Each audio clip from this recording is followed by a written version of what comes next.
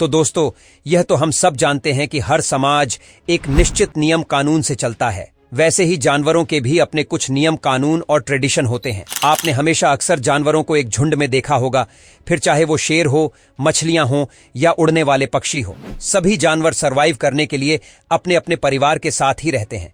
ये उनका एक साथ रहना ही उनके सरवाइव और ज्यादा जीने की तमन्ना को पूरा करता है। दोस्तों, आज की इस वीडियो में हम आपके लिए कुछ ऐसे ही अननोन एनिमल ट्रेडिशन लाए हैं जिन्हें देखकर आप सोचने को मजबूर हो जाएंगे कि क्या वास्तव में ये जानवर भी ऐसे रीति रिवाज को मानते हैं। तो चलिए शुरू करते हैं। दोस्तों, हम अक्सर खबरों में समंदर किनारे वेल्स या डॉल्फिन्स के बड़ी संख्या में मरे हुए मिलने की खबरें सुनते हैं और ये नंबर्स धीरे धीरे बड़ी तेजी से इंक्रीज होते जा रहे हैं। रिसर्चर्स लगातार पता लगाने की कोशिश करते रहते हैं कि ऐसा क्यों होता है। तो हम सब जानते हैं कि वेल्स और डॉल्फिन्स बड़े आकार के जलीय जीव हैं।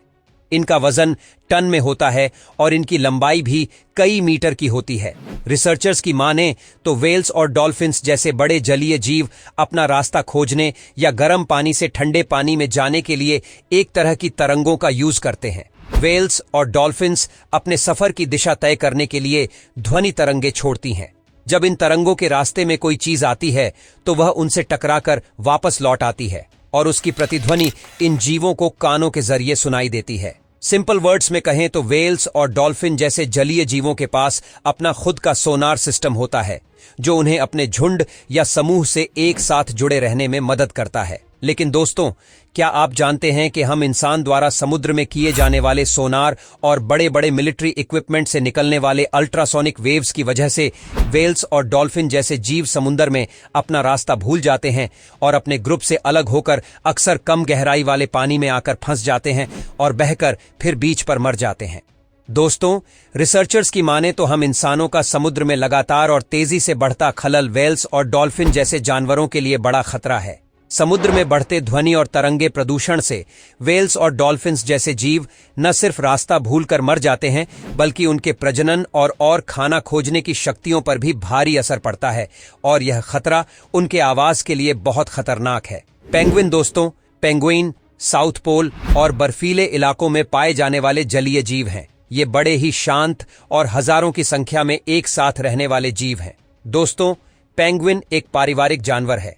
यह अपने पारिवारिक जीवन को मिलजुल कर जीते हैं।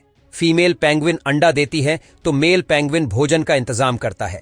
मेल पेंगुइन समुद्र से मछलियां व झींगे इत्यादि निगलकर पेट में एकत्र कर लेता है, फिर फीमेल पेंगुइन के पास आकर उगल देता है। इस प्रकार फीमेल पेंगुइन अंडों पर बैठे बैठे ही भोजन कर लेती है। दोस्तों, आपको बता दें कि फीमेल पेंगुइन मदरहुड का एक बहुत ही बेहतरीन एग्जाम्पल होती है। इनकी गिनती दुनिया की सबसे अच्छी मदर्स में होती है। यह अंडों से बच्चा निकलने के 2 से 4 महीने के इंटरवल तक अपने अंडों से नहीं हटती, चाहे जितने भी बर्फ पड़े या फिर बर्फीली हवाएं चले। पेंगुइन एक फैमिली रखने वाला जानवर है। यह अपने परिवार का ध्यान रखने पर बहुत जोर देते हैं। दोस्तों, पेंगुइन के पंख एक लिमिटेड टाइम पीरियड के पश्चात झड़ जाते हैं। कुछ टाइम के बाद फिर नए पंख निकल आते हैं, पर जब तक इनके पंख नए नहीं आते तब तक ये पानी में नहीं जाते। दोस्तों, पेंगुइन एक ऐसा जीव है जिसको इंसानों से डर नहीं लगता और ये बड़े आराम से इनकी फोटो क्लिक करते इंसानों के पास आ जाते हैं। पेंगुइन एक पक्षी की कैटेगरी में आता है, लेकिन ये उड़ नहीं सकते बल्कि सबसे अच्छे गोताखोर होते हैं। लायन दोस्तों, जब बात जानवरों की हो तो उसमें जंगल का राजा ना हो, ये भला कैसे हो सकता है। शेर का नाम सुनते ही हमारे रोंगटे खड़े हो जाते हैं। शेर हमेशा से ही हम इंसानों के लिए बहुत इंटरेस्टिंग एनिमल रहा है। ये एक बार में 20 किलो मांस खा सकता है। शाम को शिकार करके शेर रात को आराम करता है। पेट भरा होने पर वे आराम से पड़े रहना पसंद करते हैं। दोस्तों, क्या आप जानते हैं शेर समूहों या झुंड में रहते हैं। ये एक झुंड में करीब 5 से 15 तक शेर हो सकते हैं। मेल शेर समूह की सीमा की रक्षा करते हैं, जबकि शिकार करने का काम ज्यादातर शेरनी करती है। पूरे दिन शेर अपनी शेरनी या बच्चों के साथ आराम करते हैं। शेर 81 किलोमीटर प्रति घंटे की रफ्तार से दौड़ सकता है और 36 फीट की छलांग लगा सकता है। अगर कभी कोई शेर झुंड से बाहर जाए या अकेला हो जाए तो उसके खाने के लाले पड़ जाते हैं। शेर अपने झुंड में समय समय पर बदलाव करते रहते हैं। इनके झुंड में सबसे ताकतवर शेर ही झुंड का राजा होता है। एक बूढ़ा या कमजोर होते शेर को हर समय अपने से ज्यादा ताकतवर शेर से चुनौती मिलती है, और अगर किसी ताकतवर शेर ने मुखिया को हरा दिया तो उसे अपने झुंड को छोड़ना पड़ता है या फिर सेवक की तरह उसे झुंड में रहना पड़ता है। दोस्तों, आपको बता दें कि शेर अपने इलाके को लेकर बहुत सावधान होते हैं। ये किसी अन्य झुंड के शेर को अपने इलाके में नहीं रहने देते। अगर गलती से भी कोई अन्य शेर इनके इलाके में आ जाता है तो ये या तो उसे मार देते हैं या फिर उसे इलाके से बाहर निकाल देते हैं। स्वान, दोस्तों, आपने कार्टून कैरेक्टर डोनाल्ड और डफी बतख के बारे में तो जरूर सुना होगा, पर क्या कभी असल में आपका सामना बतखों से हुआ है? तालाब या झील में सफेद रंग के पक्षी को अगर तैरते हुए देखा होगा, आपको उसका नाम जरूर मालूम होगा, गोल मटोल। धीरे धीरे ठुमक ठुमक कर चलने वाला यह पक्षी कोई और नहीं बल्कि बतख है। जब ये पानी में एक झुंड में तैरती है तो ऐसा लगता है मानो कोई नाव चल रही हो। दुनिया भर में बतखों की लगभग 40 प्रजातियां अब तक खोजी जा चुकी हैं। इनके रंग अलग तो हैं ही, इनका रहन सहन भी भिन्न भिन्न है। दोस्तों, आपने बतखों को तालाबों या झीलों में हमेशा जोड़ों में ही देखा होगा, और इनके जोड़ों को प्यार की सबसे खूबसूरत निशानी भी मानी जाती है। बतखें हमेशा अपने प्यार के साथ होती हैं और अपने जीवन साथी को इतना प्यार करती हैं कि अगर कभी इनके जोड़े में से किसी एक की मौत हो जाए तो ये खुद को भी कभी कभी मार लेती है। और दोस्तों, ऐसे कई एग्जाम्पल्स हमें देखने को मिलते हैं, और मैं आपको बता दूं कि कई बार अपने पार्टनर के मरने के दुख में खुद को मारने के लिए सड़क पर आ जाती हैं, या फिर ऊंचाई से उड़ते हुए अचानक नीचे किसी ठोस वस्तु से टकराकर अपनी जान दे देती है। मंकी, दोस्तों, अपने पूरे जीवन काल में हम सब बंदर को देखकर कभी न कभी हंसे भी हैं और उनसे उतना ही परेशान भी हुए हैं, लेकिन ये जानवर बहुत ही नटखट, समझदार और चालाक प्रवृत्ति के होते हैं।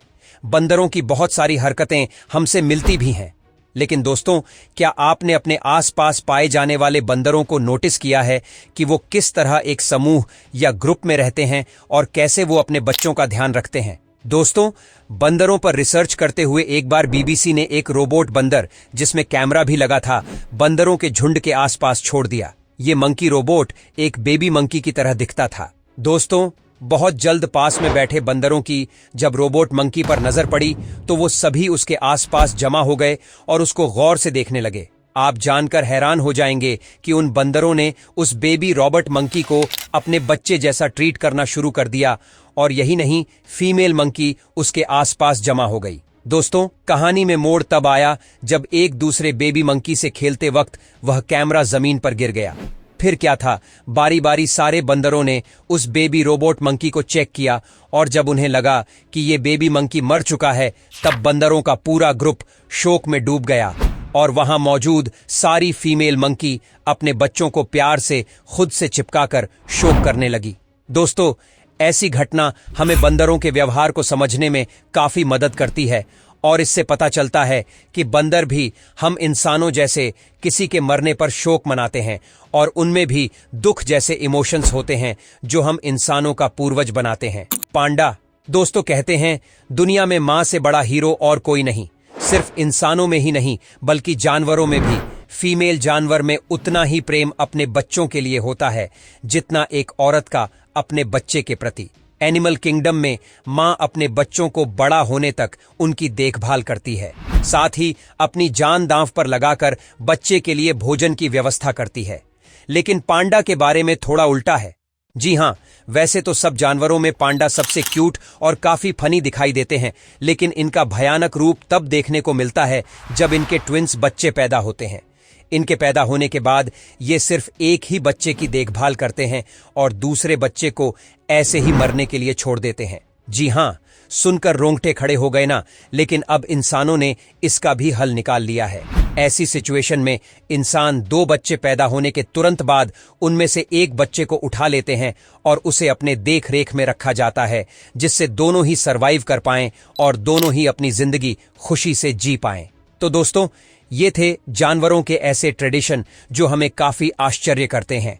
आपको इनमें से सबसे अनोखा कौन सा लगा, कमेंट करके जरूर बताएं। और अगर इस वीडियो से आपको कुछ नया जानने या सीखने को मिला तो प्लीज इस वीडियो को एक लाइक करके अपने फ्रेंड्स और फैमिली में से जरूर शेयर करें। और यदि आप इस चैनल पर नए हैं तो प्लीज इस चैनल को सब्सक्राइब करके बेल नोटिफिकेशन को ऑन कर लीजिए ताकि हमारे आने वाले वीडियोस आप मिस न करें। मिलते हैं फिर किसी वीडियो में नए टॉपिक के साथ, तब तक के लिए नमस्कार।